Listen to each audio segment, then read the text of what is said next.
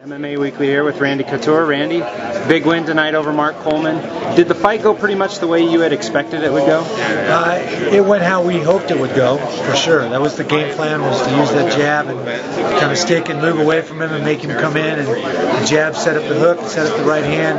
Eventually we thought we'd end up in the clinch, which is a position I feel really comfortable in. I thought I'd have an advantage there.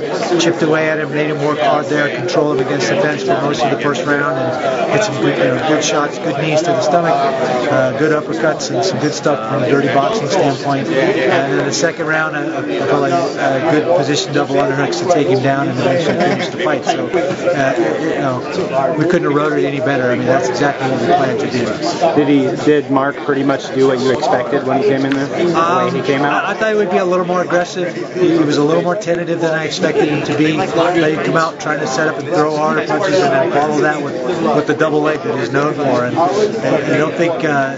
I think maybe he expected me to come out and meet him a little more, be a little more in his face, which would have allowed him to set that up. I think me kind of moving away from him and making him come forward wasn't what he expected, but I'm not really sure. I think you said earlier you were working on a lot of different chokes for this fight, a lot of different submission moves. Was that kind of the plan all along, was to try and maybe wear him down a little bit and then find that opening for a submission? I felt like if we got to the ground, Mark's wrestling was going to kick in. He was going to go to turtle position, which is turn and go to all fours to try and stand up. And so I'd worked on several different positions to control that, to neutralize that, and to try and choke him from there. And that's exactly what ended up happening. I took him down and ended up a mountain. He turned right away to his hands and knees and gave me the legs and gave me his back to secure the rear naked choke. Dana's been very vocal about saying that he feels you're one of the top light heavyweights in the world, at least top 5, top 6.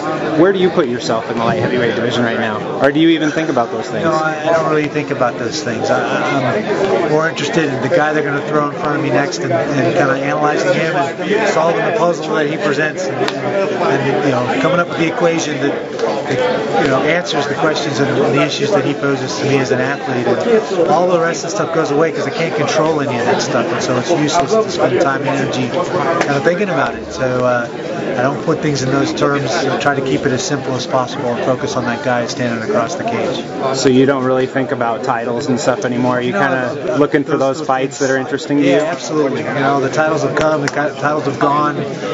All that's great. It's the icing on the cake. But if I've spent a bunch of time worrying and focusing on those things, then you get tight. I'm not having fun. I'm more worried about coveting those sorts of things instead of just doing what I love to do, which is compete.